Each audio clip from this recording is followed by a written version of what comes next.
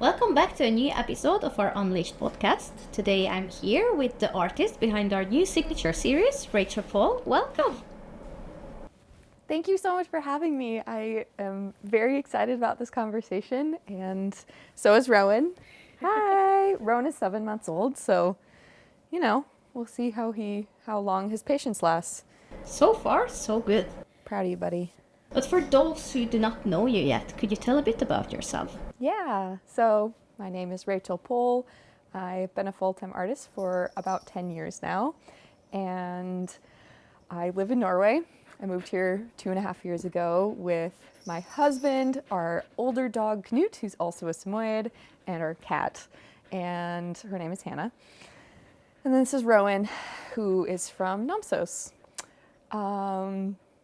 So I've been creating landscape paintings for the past 10 years. I also write. I do, some content creation. I love sharing things on Instagram, from beautiful landscapes to my work to the dogs. And of course, that includes lots of writing, just sharing about my life. But I grew up in Bozeman, Montana, which is pretty close to Canada. So like the northern part of the US, northwestern part. And it's a very snowy, cold place. So we feel right at home here in the Lofoten Islands, which is where we now live. And he's getting really cozy with you. That's good. Oh. Yeah. But Knut, he is only 5 years old? Yep, that's right. If I'm correct. So you did not always have the dogs. How did that change your life, that Knut entered it? Oh my gosh, it changed our lives so much, honestly. We had been doing a lot of travel for work. So Charles and I were, doing a lot of tourism jobs where we were flying all over the world. And it really didn't feel sustainable for us. We love being home. We love the feeling of having a routine and that stability and being able to really maximize our days and spending a lot of time active and outdoors. And sometimes that can be really tough when you're traveling a lot. So I actually made the decision that we were going to get a dog. So I actually put down a deposit. Take notes. That's how you get a dog. You don't ask. You don't ask, you just say. It's called forgiveness afterwards, but Exactly. not permission. Exactly. So that was, it was, I don't know, that was right before 2020 happened, before COVID. And so it actually worked out perfectly. We got Knut 2-3 months before the pandemic. And it was almost like we knew something was coming, kind of, and it was just time to slow down. And of course, the minute that Charles met Knut, he was instantly in love. They are soulmates. I've been the third wheel in the relationship ever since, which is why we actually got a second dog, so that I could have a soulmate and best friend. But yeah, we really just slowed down. Charles is not that. Yeah, no, unfortunately. You needed to get a dog to find a soulmate. Yeah, I thought it was Charles, and then Charles's soulmate is Knut. So, what can you do? But we really slowed down a lot when we got Knut, our first Samoyed, and really started prioritizing smaller local adventures, just like playing in the yard.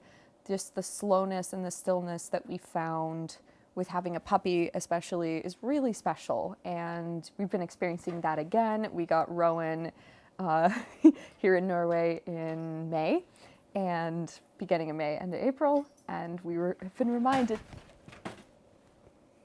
I'm not taking away for that. How's it here?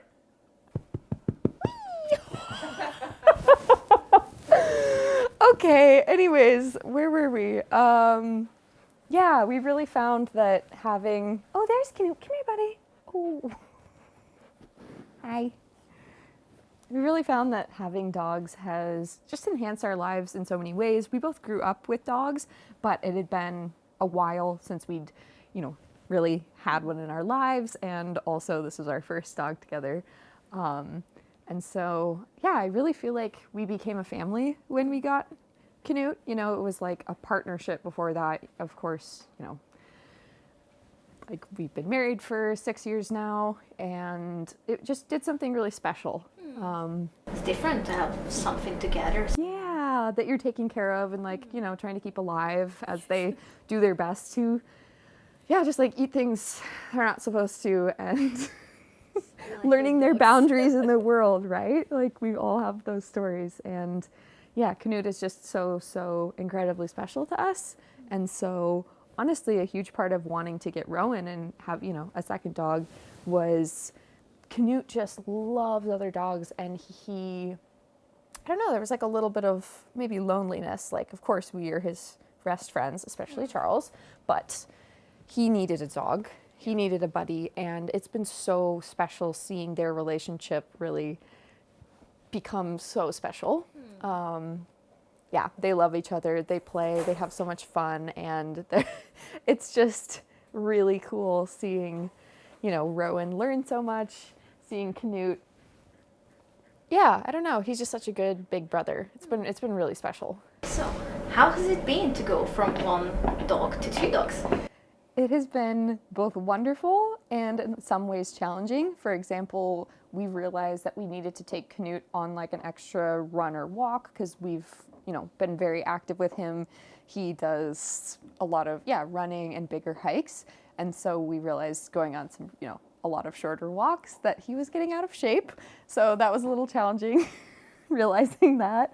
But it's just been so nice. Like we have a big fenced in yard out here, and just being able to put them out in the yard and watch them play and just discover their dynamic together. It's been really special to see, and it's really like enhanced both of their lives so much. And yeah, it is a little bit more complicated, right? Especially if one of us is gone and you're walking both dogs at the same time.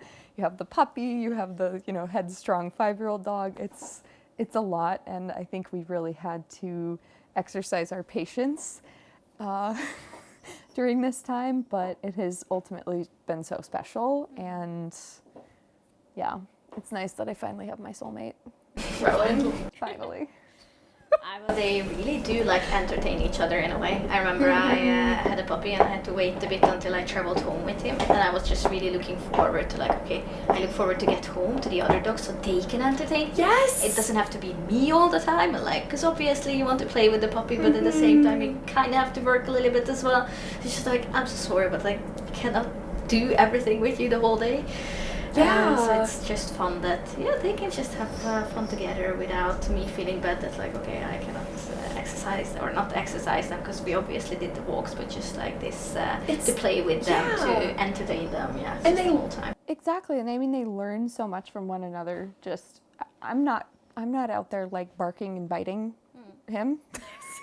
You know, like it's hard to teach those boundaries when they already have their own language, right? They're learning our language. Well, Rowan knows multiple languages, Norwegian and English, but it's definitely really amazing to have them help each other, especially Canute teaching Rowan how to be a dog, how to respect boundaries, which he's always testing. That's what puppies do. But as you mentioned, you have been traveling a lot also, and just like being outside a lot before the dogs as well. But now obviously you're outside with the dogs. Has that changed a bit how you view nature or how you look at things? Absolutely. I mean, before we got the dogs, I was really into more like ski mountaineering, mountain biking, rock climbing, and I honestly don't really do those things anymore, and I thought I would miss them, but just the way that we now interact with the world, to me, just feels really special. I love going slower and noticing the colors and the light and the little details, which of course really plays into my work as an artist. That has helped so much. When you're mountain biking or rock climbing, you know, your vantage points are of course amazing, but it's really different. Especially with mountain biking, I would spend most of my time really out of breath, or of course concentrating on not falling off my bike going down big hills. And so I have just absolutely loved having these dogs in our lives, because I really feel like me again. I feel like I notice more, and that the whole world around me like comes alive in such a special way. And I also just love seeing the world through their eyes. Obviously, you know, their sense of smell is wildly more expansive than ours. And so they end up noticing things that I wouldn't otherwise. And I absolutely love that. And those forced pauses to really take in everything around me is really nice. You talked a bit about like colors and nature and the inspiration. If someone looks at your art, like you can even see it all around the room, it draws inspiration from nature, and it's also very, very colorful. Can you talk a bit about the inspiration behind the signature series with Nonstop Dogwear? Yes. So we have two colorways. There's this really gorgeous one that's this dark kind of purple color with pinks and purples and white, and that was really inspired by winter sunsets in Norway specifically. The colors here are unlike anywhere else I've ever experienced. You know, where I grew up, you might have that alpenglow for maybe 5 minutes tops. And I just love that color, especially that gradient in the sky where it goes from like, you know, the pinks, the purples into like the dark blue and the stars. I just think there's something so special about that. And here you might have that light for hours, depending on where you are and the time of year. But specifically winter, this color palette to me is really just the most beautiful time of winter. And the colors that illuminate the sky and that pink alpenglow on the snow, I really wanted to capture that feeling and hopefully also like the coldness of that experience, and I just think that's so incredibly magical. And then the other colorway is inspired by autumnal colors.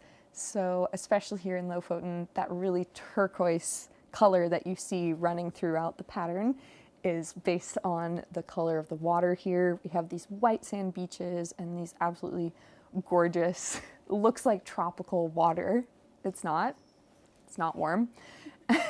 And then that kind of ochre, almost orangey color is definitely the autumn leaves and yeah, the mountains here. So I hope that these two colorways remind you of the season that you love, and whether or not you associate it with, you know, those colors with the season, I hope that there's this feeling of adventure and excitement and a connection to nature through the color palette, through the mountains on that, on the one side of the pattern. And yeah, that you just really connect with it and appreciate the bright colors. Absolutely. I think that is so special about Norway, and it really, I feel, reflects the Norwegian roots also of Nonstop Dogwear, these colors, because they look a bit unreal. Like when you look at the product, it's not these natural tones that you would usually call like, oh, very like, yeah, earth and earthy and nature and everything. But once you have been to Norway or seen the pictures, it's just like, it's exactly like that, like the winter sunsets and yeah, like autumn right now. If I would put up the harness, it's just like matching perfectly with the color of the leaves and yeah, the water. It's beautiful. What about the patterns on these products? Could you tell a bit about the inspiration behind the patterns? So the mountains are actually inspired by, well, kind of a multitude of Norwegian mountains, but it's inspired by Rondane. Is that how you say it? Yeah, Rondane. Rondana are inspired by Rondane National Park because we've spent a lot of time actually looking at those mountains. We live in Lofoten, but the past 2 winters we have gone down actually really close to Nonstop Dogwear headquarters, where we love to go, yeah, cross-country skiing and just be in the snowy trees that we love so much. And of course see really beautiful sunsets while it's the dark period up here. And I just love looking across at that mountain range, and that is definitely where I got the inspiration for those exact mountains, but they also just feel really ubiquitous and like a lot of different mountain ranges. Yes. And then I looked at a lot of just sort of, yeah, I guess some Norwegian knitwear, but also I just wanted to create for the geometric pattern something that was really simple that also felt very universal. And I really like the idea of just this repeating pattern. I think the pattern, I just wanted to create something that felt really familiar, yet also the colors, yeah, just feel really new and exciting. And I really like how it's, yeah, it's not complicated, but it's just visually very pleasing to me. Absolutely. Yeah. It's something I also think a lot of people can like not necessarily like relate to, because it's a bit weird to say relate to a pattern, but it's like very universal. Maybe the mountains, some people might feel that they don't live in the mountains, so it's very like more like inspiring. But patterns, that's very universal. It's, yeah, something for everybody.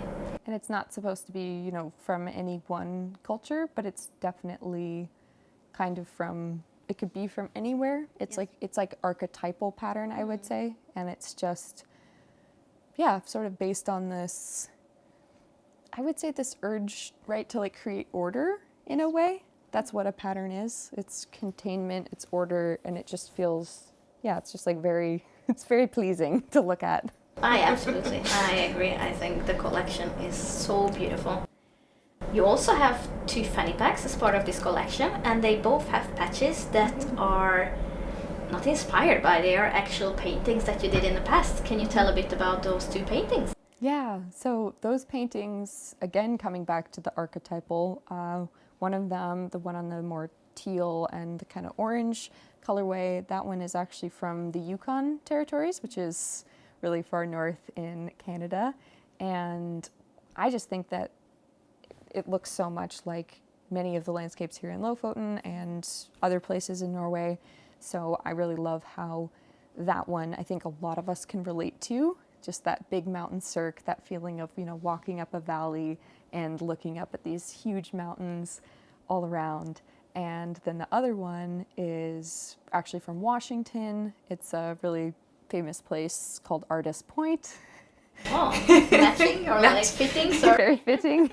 And that one too feels like a lot of places I've experienced here in Norway. So I really just wanted to, yeah, bring my past, of course, of living in North America through to my new life here, and hopefully it relates, those pieces relate to many of us, because those mountains do really feel like they could be a lot of different places, which I love. Yeah. I think that is like so nice that you brought together. It's something that is like very Norwegian, very true to not of dogwear's roots, for example, and your new home. Yet it also brings in so many elements that are, yeah, as you mentioned, from your past, from the US, from like a completely different part of the world. And you created somehow this like universal like feeling that I hope that everybody can relate to. So with that, I am actually interested, what do you want people to feel when they like get their hands on this collection and see the products in real life and put it on their dogs? Well, if they feel even half as excited as I did, I just want people to feel really joyful and just excited to take their dogs out for a walk. And I think that, you know, especially as winter is coming up and it's getting colder, it can be, yeah, not maybe super motivating to get out there and be active, especially if it's dark, raining, snowing. And I think anything that can give us that spark of happiness and motivation to get out there with our dogs, if we need more of it besides just our dogs' joy looking at them, I think it is just, it's just fun, you know. They're just, it's such a beautiful collection. The colors, the patterns, the textures, just the durability, all of it just comes together, and it just, I just hope people feel really excited and inspired, and maybe even inspired to look for those colors in nature, maybe inspired to slow down a bit and really think about the details, not only of course, these beautiful products, but the details of the world around them. And yeah, we just can't wait to see these all over dogs, all over the world, and also humans, since, of course, the fanny packs, we wanted to create something that we could wear because it was too pretty of a collection to not have something for us. I completely agree. And even if you don't have a dog, you can still participate. These are just, you know, there's no like dog specific details, although of course it's a super great like training fanny pack, fits your phone, fits treats. It's such a perfect little bag. So even if you don't have a dog or don't have a dog yet, you can still have something. The first step towards having It's a the dog. first step towards having a dog is this fanny pack. I love it. It's a gateway piece of gear. Thank you so much, Rachel. We are so excited for this collection and we're sure that people will love it. Thank you so much, Blanca. And also thank you for all of the time and effort you've put in to help us raise these dogs. We've asked Blanca about 1 million questions over the years about training and behavior and everything in between. And you've also watched them. So thanks for trying my best. Thanks for helping keep these two alive. My pleasure. Thank you.